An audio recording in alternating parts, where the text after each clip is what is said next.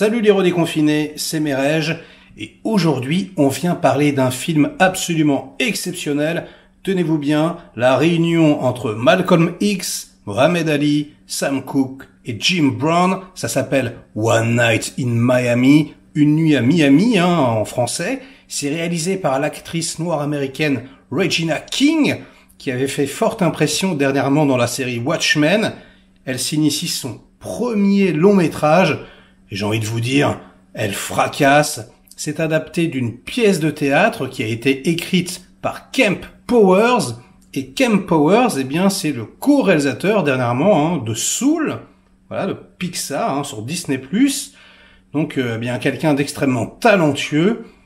Et waouh, j'aurais bien aimé voir la pièce de théâtre. Franchement, ça devait être intense. Mais là, j'ai envie de vous dire, le film, il est exceptionnel. Alors, c'est un huis clos quelque part, puisque ça se passe dans une chambre d'hôtel. Donc, ça réunit, voilà, ces quatre figures importantes des années 60, voilà, qui luttent chacun un petit peu à leur façon pour faire évoluer les choses et pour faire en sorte que, voilà, la communauté noire sorte un petit peu du marasme dans lequel elle est enfermée. Et du coup, eh bien, on assiste à des joutes verbales comme ça, qui sont d'une puissance. Les enfants, mais c'est hallucinant. Et en plus, c'est extrêmement intime. Donc on voit vraiment toutes ces grandes gueules comme ça se parler, s'engueuler, même se blesser parfois. C'est waouh, la décharge émotionnelle, je vous assure, elle est intense. Les comédiens sont tous au taquet. La réalisation, c'est pareil, ça a l'air de rien. C'est un huis clos comme ça, voilà, on se dit bon, c'est facile, suffit de poser sa cam. Ouais, bah fais-le. Non, elle gère hyper bien l'espace, elle gère hyper bien, voilà, la construction des plans, etc.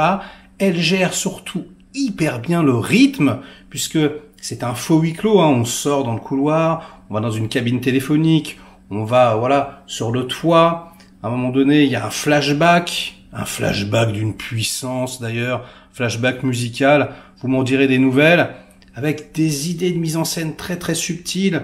Je pense justement à cette séquence de flashback avec la caméra qui se recule, et hop, comme c'est dans une salle de concert, on entend de moins en moins la voix du chanteur. Purée, mais vraiment, des petites trouvailles comme ça, exceptionnelles. Vraiment, les petits cocos, jetez-vous instantanément. Là, vous pouvez arrêter cette critique tout de suite.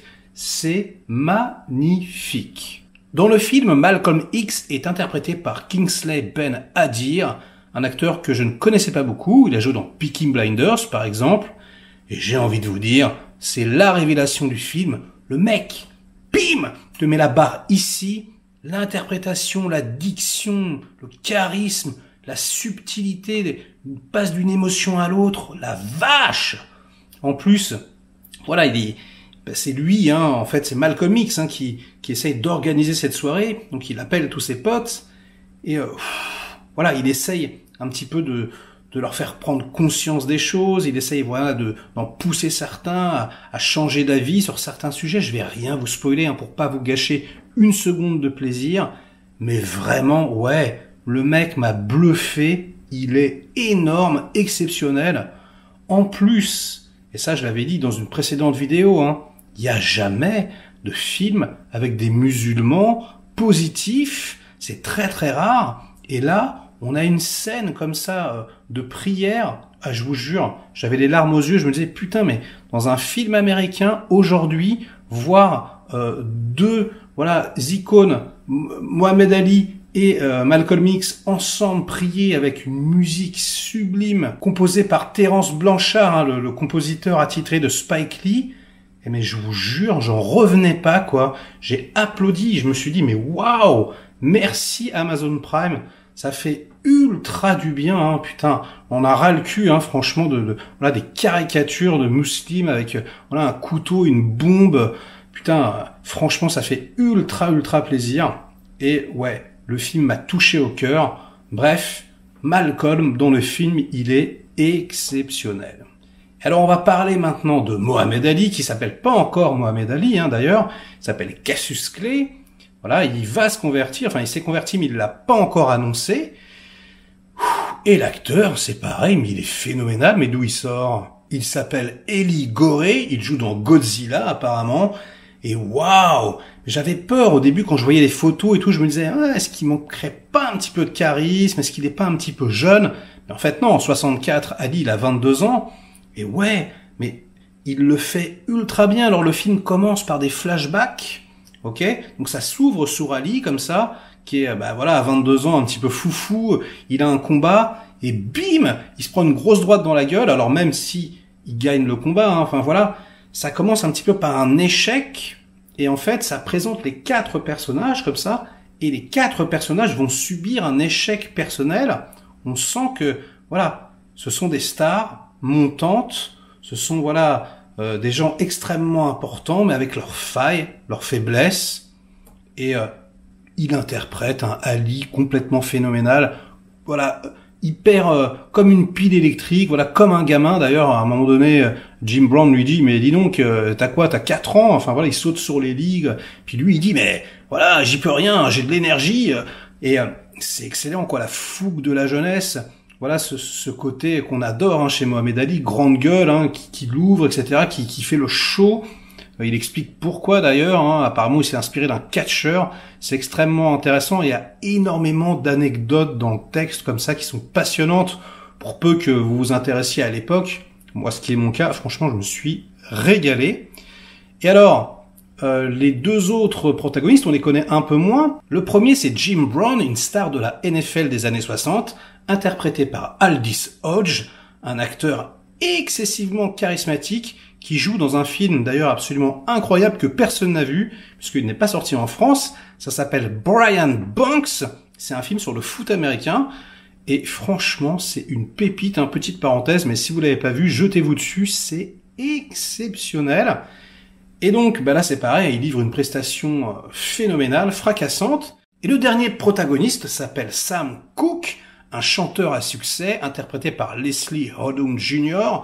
Alors, vous avez l'impression que vous le connaissez pas, hein, Sam Cooke. Bon, c'est vrai que moi, j'écoute beaucoup de soul, beaucoup de musique noire, et c'est vrai que il revient pas forcément tout le temps pour le grand public, j'entends, mais en fait si. En fait, on le connaît. Hein. D'ailleurs, on va juste écouter 2 secondes. Voilà, la chanson dans le film qui a une importance et qu'il a écrite, et en fait tout le monde la connaît. Attention, c'est parti. I was born by the river. Et oui, je vous l'avais dit, hein, tout le monde connaît. Bref, eh bien, je ne vais pas en parler beaucoup plus que ça, hein, parce que je n'ai pas envie de vous gâcher une miette de cette petite pépite. Tout ce que j'ai envie de vous dire, c'est que c'est extrêmement bien réalisé, même si en apparence comme ça c'est très scolaire, hein, mais comme je vous dis, hein, Les Évadés aussi c'est scolaire, hein, et c'est un chef-d'œuvre. Hein. Donc, ouais, c'est peut-être un petit peu tôt hein, pour dire que c'est un chef-d'œuvre, c'est pour ça que j'ai mis voilà un petit point d'interrogation, mais réellement, j'ai pris une décharge électrique, le scénario est parfait, les dialogues sont sublimes, la musique, elle transcende, le montage, c'est nickel, enfin je veux dire, il n'y a rien à dire, la photographie, elle est excellente et même parfois sublime quand on est en extérieur. Pas étonnant d'ailleurs, puisque c'est le chef-op de American Beauty, hein, quand même. Voilà, il y a que des grands noms. Et ouais, les talents là vraiment, là ils se sont trouvés. Ils ont, ouais. En plus, ça se voit que vraiment toute l'équipe, je pense, ils partageaient, ils savaient que voilà que c'était un film un peu particulier. On sent que les acteurs, voilà, ils en ont mis une dose quoi. Voilà, en incarnant voilà ces personnages qui sont mythique, hein, je veux dire, tu peux pas faire une prestation pourrie quand tu fais Ali ou Malcolm X, hein, c'est pas possible. Et donc, il donne le meilleur, et tout le monde, je pense, a donné le meilleur. Moi, personnellement, en tant que spectateur, c'est pareil, hein, j'ai donné le meilleur. Donc, j'espère que cette critique vous plaira. J'espère que vous irez voir ce film qui est un petit peu caché hein, sur Amazon Prime, on sait pas trop. D'ailleurs, il est interdit aux moins de 18 ans, il marque, sexuel, machin, truc, quoi. C'est très très bizarre, on sait pas trop, je me suis posé la question, d'ailleurs on pourra en parler dans les commentaires.